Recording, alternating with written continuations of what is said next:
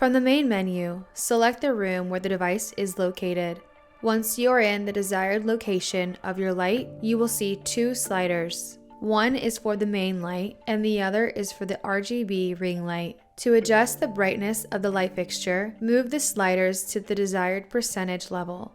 The Eco button option allows you to operate your light in an energy-saving mode. Press once to dim the light to 30% brightness. Press it twice to dim the light to 65% brightness. To change the RGB ring light color, click the RGB circle.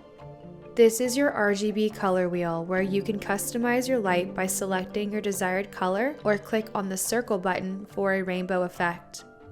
For additional options, select the three dots. Here you are able to edit a device name, change the room where the fixture is located, change the Wi-Fi connection if needed, turn on and off the backup emergency light and the indicator light, get more information about the device or delete the device if needed.